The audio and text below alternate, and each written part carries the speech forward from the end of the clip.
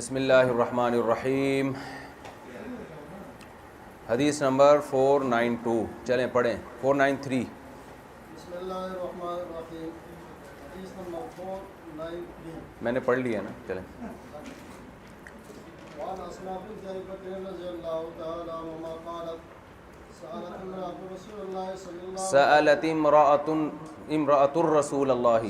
سألت امرأة رسول اللہ صلی اللہ علیہ وسلم فقالت یا رسول اللہ أرأيت إحدانا إذا أصاب ثوبها الدم من الخيزة كيف تصنع؟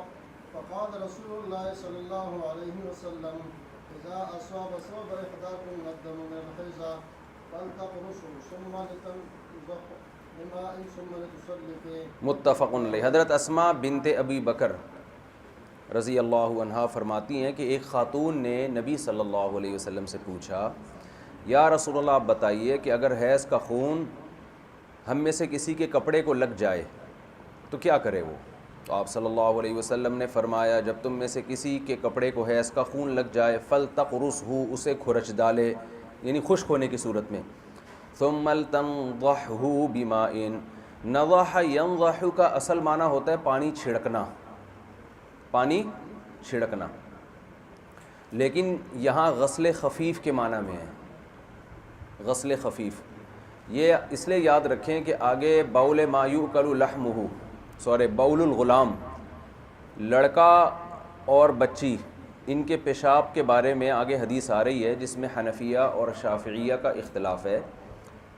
بچی جب پیشاب کرتی ہے تو اس کو تو پراپر طریقے سے دھونا واجب ہے. دودھ پینے والی بچی جو روٹی پہ نہ آئی ہو اور دودھ پینے والا بچہ جب پیشاب کرے تو اس میں غسل خفیف معمولی سا دھونا بھی کافی ہے.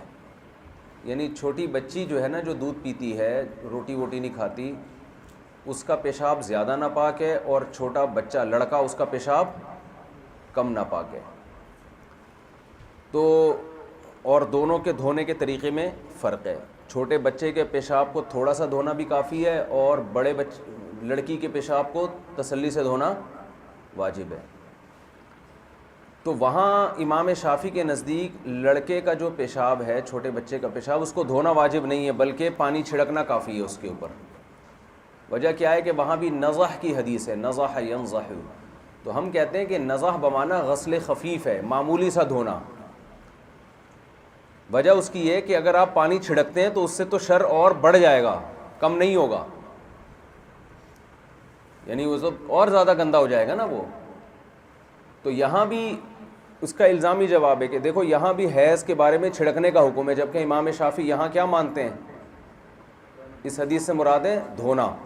تو ہم کہتے ہیں جیسے یہاں نضح سے مراد دھونا ہے، معمولی سا دھونا، تو وہاں بھی نضح سے مراد کیا ہے؟ دھونا ہی مراد ہے. تو یہ حدیث اس لیے ضروری ہے کہ یہ شوافع کے خلاف الزامی جواب ہے. اچھا، اب معمولی سا دھونا اس لیے کافی ہے کہ حیض کیونکہ وہ جو خون تھا نا وہ خشک ہو کے، جب نجاست خشک ہوتی ہے نا تو وہ سارے ذرات کو جذب کر لیتی ہے، مجتمع ہو جاتی ہے، تو کھرچنے سے ہی اصل میں وہ دور ہو جاتی ہے.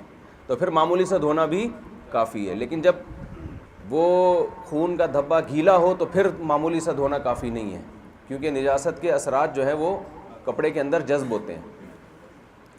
اچھا بھائی، ثم تصلی فیہ. چلیں آگے حدیث نمبر 494.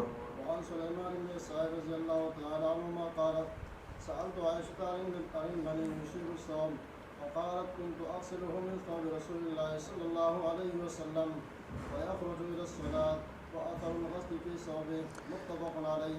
حضرت عائشہ رضی اللہ تعالی عنہ سے پوچھا منی کے بارے میں جو کپڑے کو پہنچ جائے کیا آپ ناپاک ہوگا کپڑا یا پاک ہوگا؟ تو حضرت عائشہ نے فرمایا میں نبی صلی اللہ علیہ وسلم کے لباس سے منی کو دھویا کرتی تھی، پھر آپ نماز کی طرف جاتے تھے اور دھونے کے اثرات آپ کے لباس میں موجود ہوتے تھے. منی امام شافعی اور امام احمد ابن حنبل کے نزدیک پاک ہے. اس میں بہت سارے اقوال ہیں فقہا کے منی کے بارے میں.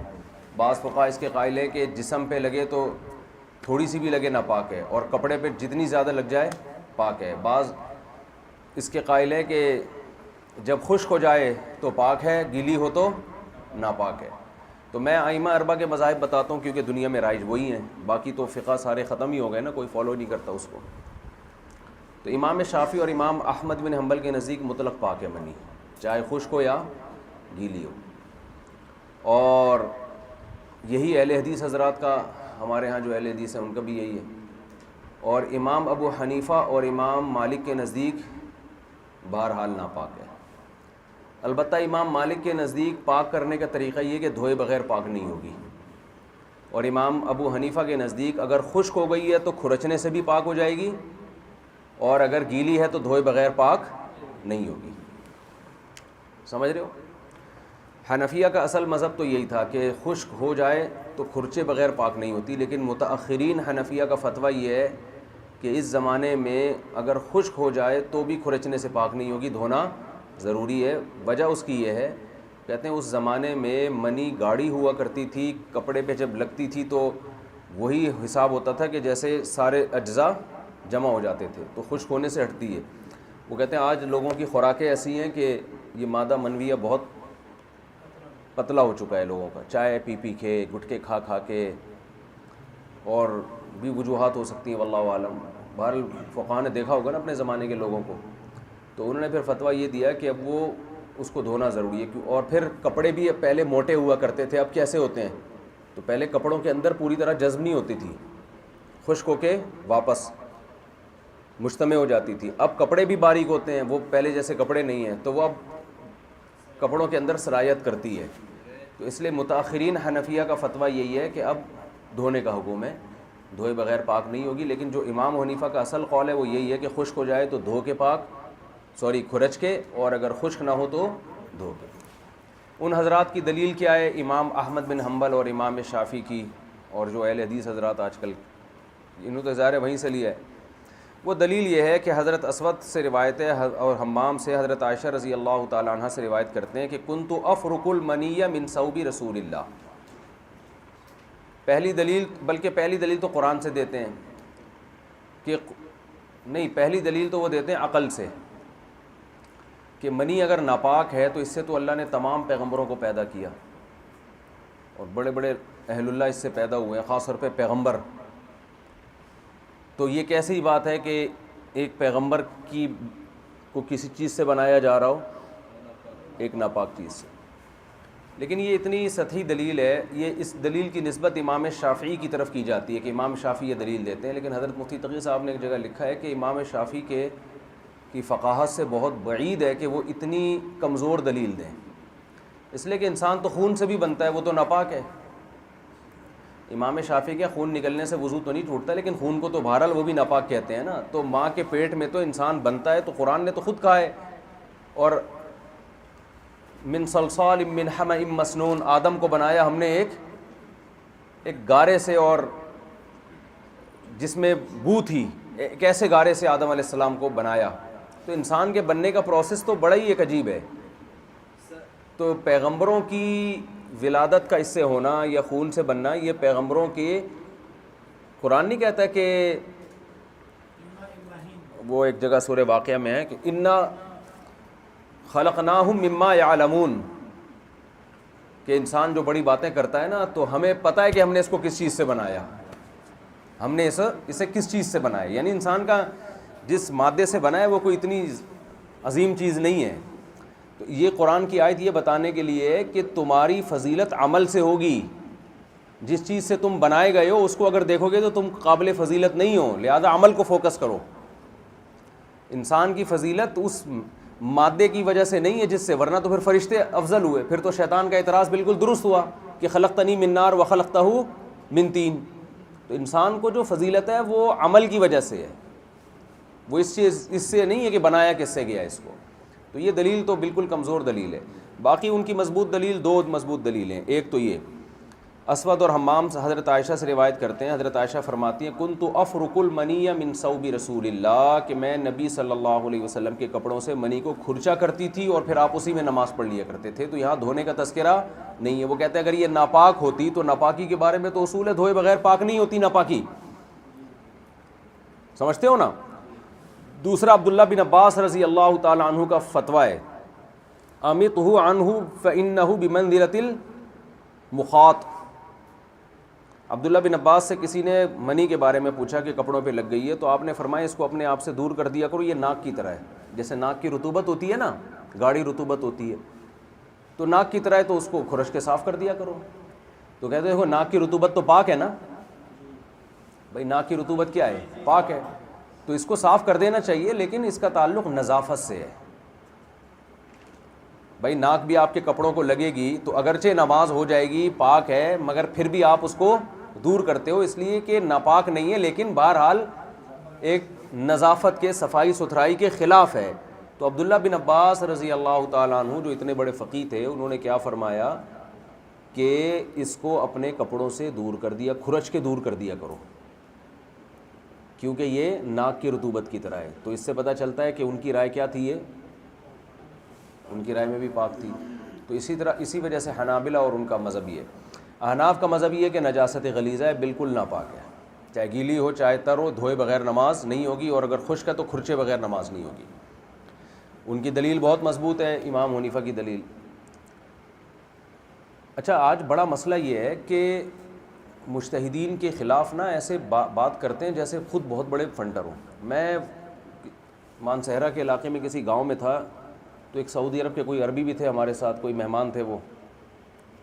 وہاں کیا ہوا کہ جماعت میں تھے نا ہم لوگ، وہاں کسی کو احتلام ہو گیا رات کو، تو مجھ سے مسجد کے امام صاحب نے کہا کہ بھائی آپ یہ بیان کریں کہ مسجد میں جب کسی کو احتلام ہو تو فرش کو کم از کم دھوئے تو صحیح نا، وہ اگر وہاں پہ گندگی لگ گئی ہے تو لوگ اٹھ کے بعض دفعہ اس کا خیال نہیں کرتے۔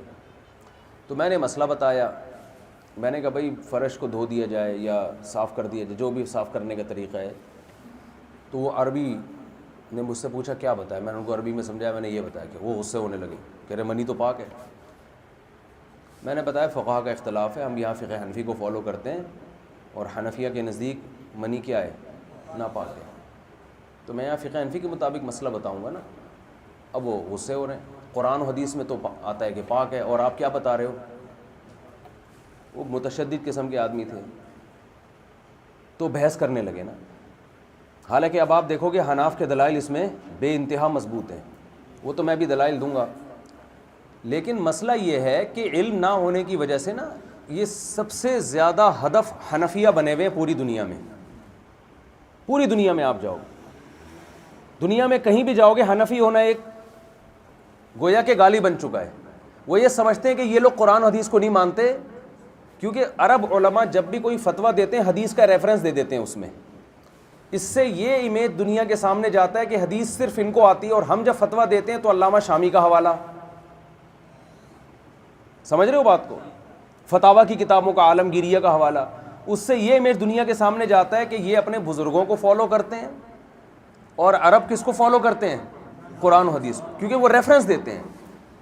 ہم قرآن و فتوے میں اول تو سب سے پہلے قرآن و حدیثی کا حوالہ دینا چاہیے۔ یہ غلط طریقہ ہے کہ آپ فتویٰ لکھ رہے ہو ڈائریکٹ، جبکہ حدیث موجود ہے، قرآن کی آیت موجود ہے۔ تو مفتی رشید احمد صاحب تو اس پہ بہت سختی سے کہا کرتے تھے کہ جب بھی فتویٰ لکھیں سب سے پہلے قرآن کی آیت آنی چاہیے اگر اس بارے میں ہے کوئی آیت، پھر حدیث آنی چاہیے، اس کے بعد فقہ کی عبارت آنی چاہیے۔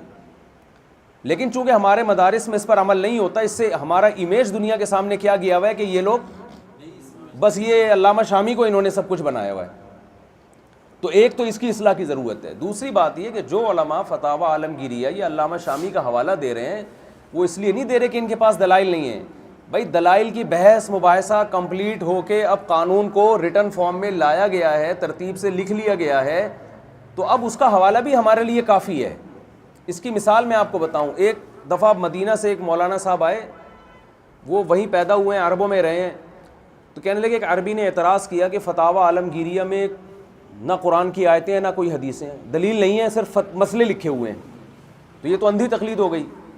میں نے ان سے کہا کہ یہ جو اسلامک بینکنگ پہ عرب علماء نے پورا ایک معایر مرتب کیا ہے نا، دیکھا ہے آپ لوگوں نے معایر شرعیہ جو اسلامک بینکنگ پر، جس میں سعودیہ کے علماء بھی ہیں اور کویت کے بھی، پاکستان حضرت مفتی تقی صاحب بھی، یہ A to Z Islamic banking کے لاز لکھے ہوئے ہیں، کہیں بھی قرآن کی آیت یا کہیں بھی حدیث نہیں ہے۔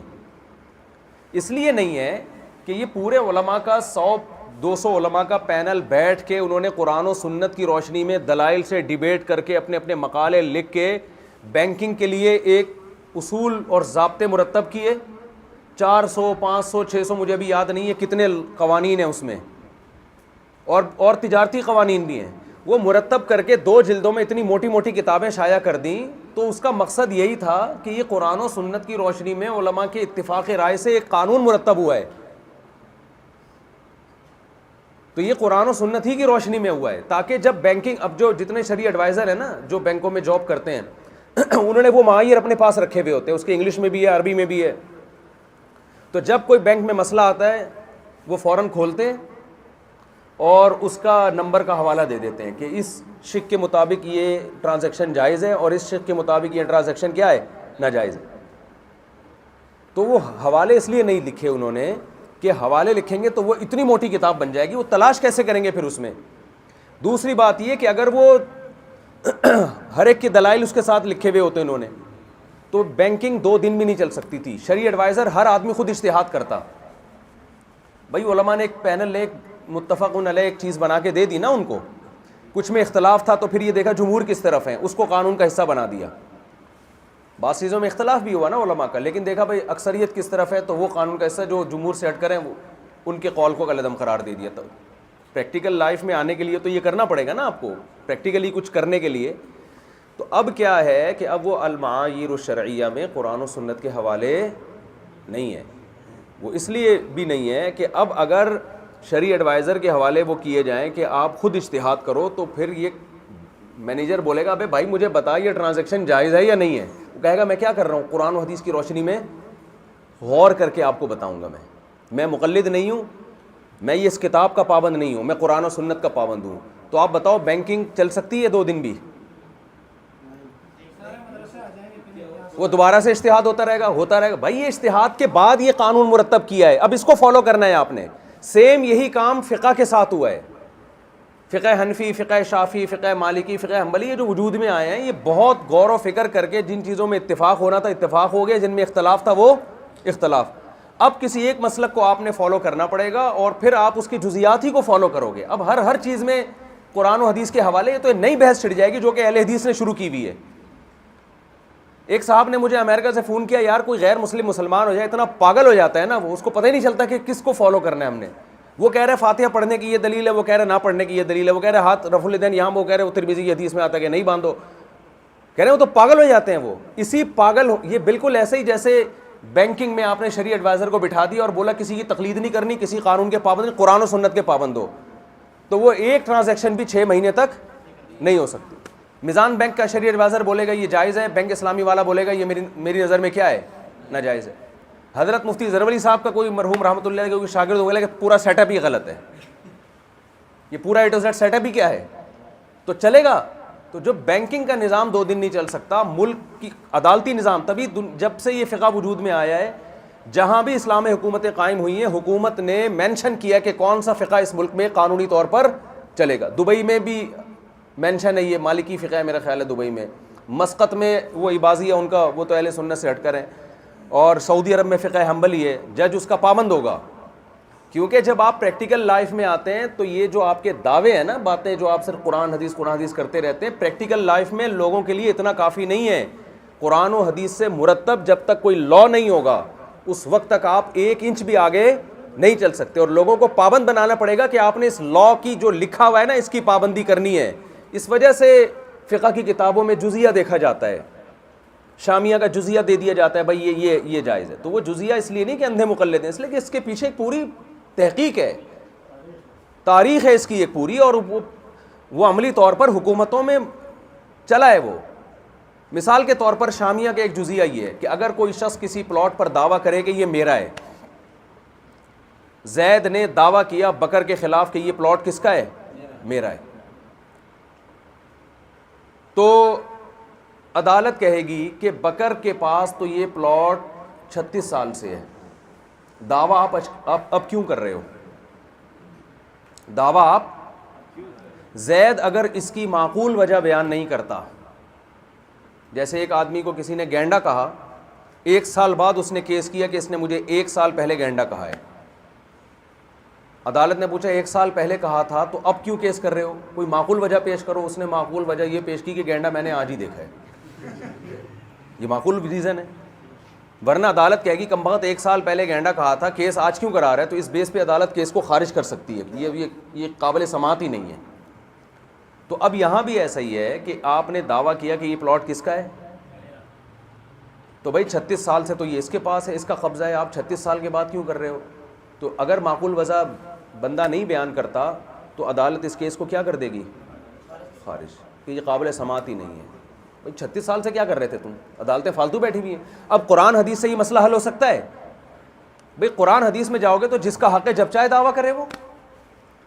لیکن پریکٹیکل لائف میں یعنی پریکٹیکلی جب یہ اسلامی حکومتوں میں چلا ہے قانون صدیوں تک، عدالتوں کو تجربے ہوئے ہیں کہ لوگوں کو اگر آپ نے فری ہینڈ دے دیا، کوئی اٹھ کے آئے گا بولے گا 250 سال بعد یہ میری نانی کا پلاٹ تھا. تو یا تو معقول وجہ بیان کرو کہ اتنی دیر آپ نے کی کیوں، آپ کو پتہ نہیں تھا اب پتہ چلا، کوئی معقول ریزن بیان کر، ٹھیک ہے، ورنہ ایسے ہی خام میں نہیں ہوگا. تو ایک چیز عدالتوں میں تجربوں کی سے گزر کے قانون مرتب ہوا ہے، اس قانون جیسا اب اہل حدیث اگر کوئی فقہ لانا بھی چاہے وہ نہیں چلے گا مارکیٹ میں، اس لیے کہ بھائی اس پہ تو صدیاں گزر چکی ہیں. فقہ حنفی پہ، فقہ شافی پہ، فقہ مالکی پہ، فقہ حنبلی پہ صدیاں گزر چکی ہیں. باقاعدہ پورے ملک چلے ان فقہ پر، تجربوں سے گزر چکے ہیں. تو اس کے بعد جو قانون مرتب ہوا ہے وہ اس جیسا نہیں ہو سکتا جو آج اجتہاد کر کے آپ لوگوں کو لے کر آ رہے ہو اور لوگوں کو تجربے کی بھیٹ چڑھا رہے ہو. آپ سمجھتے ہیں کہ نہیں سمجھتے؟ اس لیے ہم کہتے ہیں اس زمانے میں چاروں فقہ میں سے ایک کی پابندی لازمی ہے. اس کی قرآن و حدیث سے براہ راست دلیل نہیں ملے گی، قرآن حدیث سے اتنا ملے گا کہ اللہ زمین میں فساد کو پسند نہیں کرتا. تو ہر وہ چیز جو مذہب کی بنیادیں ہلا دے، جو عملی طور پر انسان کو پریکٹیکل لائف میں لاوارث چھوڑ دے اور فرقواریت کی بھیٹ چڑھا دے، اب دوبارہ سے اجتہاد ہو کہ ایک دوسرے کے مناظرے اور ایک دوسرے کے خلاف کیچڑ اچھالنا. جیسے وہ دیکھو نا، وہ عرب کیا کہہ رہا ہے کہ یہ حنفی فقہ میں منی کو ناپاک کہہ دیے، تو قرآن حدیث کو بتاؤ، حنفی فقہ کیوں بتا رہے ہو مجھے؟ تو کتنی نفرتیں پھیل رہی ہیں نا اس سے. اور پھر میں اس سے بحث کروں، پھر اس سے میں نے اس سے بات چیت کی، وہ نہیں مان کے دی آخر تک. پھر ان عربی نے یہ دلیل دی کہ جس چیز سے اللہ نے پیغمبروں کو بنایا ہے وہ تو ناپاک، وہ کیسے ناپاک ہو سکتی ہے؟ مدینہ منورہ کا عربی تھا وہ. میں نے کہا اللہ نے تو خون سے بھی بنایا پیغمبروں کو. کہہ رہے بعض علماء کے نزدیک خون پاک ہے. میں نے کہا آپ کے نزدیک پاک ہے یا نہیں یہ بتاؤ. اب بعض علماء کیوں آ گئے؟ آپ تو ناپاک کہتے ہو نا. تو وہ پھر گول کر گیا، کیونکہ اس کا قصور نہیں ہے. اتنا سنا ہے نا فقہ حنفی کے خلاف، اتنا پروپیگنڈا ہوا ہے کہ ذہن میں ایک بات بیٹھ گئی کہ یہ لوگ قرآن و سنت کو فالو نہیں کرتے. ان کے دماغ میں یہ بات بیٹھ گئی ہے. اور یہاں سے اہل حدیث حضرات نے بھی بہت کام کیا ہے وہاں عرب علماء کو ورغلانے میں. تو یہ بات لاشعور میں بیٹھ گئی ہے کہ یار تو پھر وہ کہہ رہے ہو تو باپ. میں نے کہا جب آپ کے نزدیک تو خون ناپاک ہے نا، تو جب اللہ اس سے پیغمبر کو بنا سکتا ہے تو منی سے کیوں نہیں بنا سکتا؟ تو خیر وہ پھر چپ ہو گئے، پھر کوئی اور ٹاپک شروع ہو گیا. دلیل یہ بھی ہو سکتا ہے جی کہ اگر پاکی کا بنیاد اس بیس پہ ہو کہ سے پیدا ہوا ہے، پھر ساری زندگی آدمی کے پیٹ میں وہ چیز ہوتی ہے. ہاں پھر وہ گندگی بھی ہوتی ہے، ساری زندگی پیٹ میں اٹھا کے. کیا زبردست کابل اسٹیشن، کیبل سے کیبل ہی. اچھا میرے بھائی، تو امام شافعی، ہم تو کہتے ہیں بھائی احترام تو ضروری ہے نا. ہم امام شافعی کو بھی مانتے ہیں، ان کی جتنی ان کی سوچ تھی اس کے حساب سے انہوں نے قرآن و سنت کو فالو کیا ہے. ان کا مقصد بھی کوئی اپنی رائے کو اللہ اور رسول کی رائے پہ مقدم کرنا نہیں. ہر ایک کو اللہ نے الگ سمجھ دی، الگ علم دیا، تو ہر ایک نے اس کے حساب سے فیصلہ کیا. تو حضرت اسود اور امام شافعی کی دلیل کیا ہے؟ کنت افرق المنی من ثوب رسول اللہ، کہ میں نبی کے کپڑوں سے منی کو کھرچا کرتی. تو کہہ رہے ہیں دھونا بھی ثابت ہے، وہ بہتر ہے دھو دیا جائے، لیکن اگر یہ ناپاک ہوتی تو دھونا لازمی ہوتا. اور عبداللہ بن عباس کا فتویٰ. تو احناف کی دلیل کیا ہے؟ سب سے پہلے قرآن مجید کی آیت الم نخلقکم من ماء مہین، کیا تو ہم نے تمہیں ایک ذلیل پانی سے پیدا نہیں کیا؟ قرآن جہاں بھی منی کا تذکرہ آئے گا اس کو بہت ہی حقیر الفاظ سے تذکرہ کرتا ہے. انا خلقناہم مما یعلمون، انسان تکبر کرتا ہے. اللہ فرماتے ہیں ہمیں پتہ ہے ہم نے تمہیں کس چیز سے پیدا کیا. تو حقارت میں اصل یہ ہے، مطلق سے مراد فرد کامل ہوتا ہے نا. تو حقیر پانی میں فرد کامل جب بنے گا جب اس کو ناپاک بھی مانا جائے. اگر ناک کی طرح آپ اس کو پاک مانے تو وہ حقارت کامل درجے کی نہیں ہوگی. دوسری بات یہ حدیثیں جن سے امام شافعی منی کو پاک سمجھ رہے ہیں، ہم اسی حدیث سے منی کو کیا سمجھ رہے ہیں؟ پاک، ناپاک. ہم یہ کہتے ہیں کہ حضرت عائشہ رضی اللہ تعالی عنہ جو نبی کے کپڑوں سے منی کو کھرچا کرتی تھیں تو یہ اس کی قطعاً دلیل نہیں ہے کہ منی پاک ہے، بلکہ نجاست کو پاک کرنے کے دو طریقے ہیں۔ وہ نجاست جو گیلی ہو اس کو دھو کے پاک کیا جاتا ہے، جو خشک ہو اس کو رگڑ کے، کیونکہ دوسری حدیث میں غالباً ترمذی کی حدیث ہے کہ وہ حدیث کے پورے الفاظ مجھے یاد نہیں ہے، صحابہ کہتے ہیں کہ ہم میدان جنگ میں جب جہاد سے فارغ ہو کے نماز پڑھتے تھے نا تو دشمن کا خون تلواروں پہ لگا ہوتا تھا، تو ہم اس تلوار کو زمین پہ اچھی طرح رگڑ کے پھر اسی کو پہن کے نماز پڑھ لیا کرتے تھے، حالانکہ خون سب کے نزدیک ناپاک ہے۔ تو اس سے پتہ چلا کہ خون جب آپ نے مٹی پہ اچھی طرح رگڑ دیا اور اس کے اثرات زائل ہو گئے تو اسے پہن کے بھی نماز ادا ہو جائے گی۔ تو جیسے خون کو رگڑنے سے پاک ہو جاتا ہے ایسے ہی منی بھی، کیونکہ حناف کے ہاں ناپاکی کو دور کرنے کا کوئی خاص طریقہ نہیں ہے، یہ جتنے طریقے حدیث میں آتے ہیں دھو لو، یہ کہتے ہیں یہ سب اس لیے ہے کہ اس سے نجاست زائل ہوتی ہے، تبھی حناف کہتے ہیں پانی سے دھونا بھی ضروری نہیں، کسی نے کسی کیمیکل سے دھو دیا تو بھی پاک ہو جائے گا، کیونکہ مقصد نجاست کو دور کرنا ہے، ذریعہ پانی ایک ذریعہ مقصد ہے، وہ مقصد کسی اور طریقے سے حاصل ہو جائے تو بھی، جیسے گوبر کو آپ جلا کے راکھ کر دیں تو پاک ہو گیا وہ، حالانکہ آپ نے دھویا تھوڑی ہے، وہ گوبر ہی نہیں رہا نا اب۔ تو مٹی ہے خشک ہو گئی، مٹی کے اوپر دوسری مٹی ڈال دی تو یہاں پانی تو استعمال نہیں ہو رہا، نجاست کے اثرات ختم تو وہ پاک۔ تو ہم بھی کہتے ہیں کہ بھئی یہ خود اگر منی کوئی ایسی حدیث بتائیں کہ نبی کے کپڑوں پہ منی لگی ہو اور اسی طرح آپ نے نماز پڑھی ہو، ایسی کوئی حدیث نہ صحیح سند کے ساتھ ہے اور نہ ضعیف سند کے ساتھ۔ اور یہ جو دوسری حدیث ہے اس میں تو واضح ہے، کنت اغسلہ من ثوب رسول اللہ، بخاری اور مسلم کی، کہ جب منی گیلی ہوتی تھی اس کو میں نبی صلی اللہ علیہ وسلم کے کپڑوں سے دھویا کرتی تھی۔ تیسری بات یہ کہ رہا مسئلہ عبداللہ بن عباس کا، ان کا جو فتویٰ ہے، تو بالفرض اگر یہ ان کا فتویٰ ہے تو ظاہر ابن عباس کی ذاتی رائے ہے، جو حدیث مرفوع کے مقابلے میں ہمارے خلاف حجت نہیں ہے۔ دوسری بات یہ ان کا فتویٰ یہ صریح بھی نہیں ہے۔ عبداللہ بن عباس نے یہ جو فرمایا کہ یہ ناک کی طرح ہے، اس کو کھرچ کے دور کر دیا کرو، تو ناک کی طرح لزوجیت میں اور لیس دار ہونے میں ناک کی طرح ہے، اور لیس دار چیزیں جب خشک ہوتی ہیں تو کھرچنے سے دور ہو جاتی ہیں، تو عین ممکن ہے عبداللہ بن عباس کی بات کا مطلب یہ ہو کہ یہ جب خشک ہو جائے تو اس کو دھونا ضروری نہیں ہے، بلکہ یہ ناک کی طرح ہے، جیسے ناک کی رطوبت کو کھرچو گے تو پاک جسم سے دور ہو جائے گی، تو ایسے ہی منی کو جب کھرچو گے تو جسم سے دور ہو جائے گی۔ تو عبداللہ بن عباس کے فتوے میں اس سے بحث ہی نہیں ہے کہ یہ پاک ہے یا ناپاک ہے، یہ ناک کی طرح پاک ہے یا ناپاک ہے، نہ ناک کی طرح اس چیز میں لزوجیت میں، گاڑھے پن میں، اور ناک جیسے خشک ہوتی ہے اس کو آپ کھرچ کے دور کرتے ہیں تو منی کو بھی کھرچ کے آپ دور کر سکتے ہیں۔ آخری بات، امام طحاوی نے دلیل نظر پیش کی ہے بہت شاندار۔ امام طحاوی فرماتے ہیں اگر ہم قیاس سے کام لیتے ہیں، نظر سے کام لیتے ہیں، تو پیشاب نکلنے سے حدث اصغر لاحق ہوتا ہے، مزی نکلنے سے حدث اصغر لاحق ہوتا ہے، اور یہ دونوں بالاتفاق ناپاک ہیں، پیشاب بھی اور مزی بھی۔ تو منی جس سے حدث اکبر لاحق ہو رہا ہے، جس سے غسل فرض ہو رہا ہے، وہ کیسے پاک ہو سکتی ہے؟ یہ دلیل نظر ہے۔ جی کیا کہہ رہے ہیں آپ؟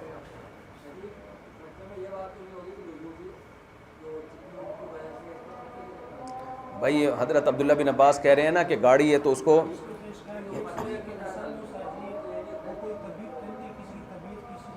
طبیعت بتا رہے ہیں نا، یہ بتانے کے لیے کہ کسی کو اشکال ہو سکتا ہے کہ کھرچنے سے جسم سے کیسے زائل ہوگی، تو کہہ رہے ہیں ناک بھی تو جسم سے زائل ہو جاتی ہے نا کھرچنے سے، تو یہ بھی جسم سے زائل ہو جائے گی کھرچنے سے، اس کو دھونا ضروری نہیں ہے، یہ بتانا چاہ رہے ہیں۔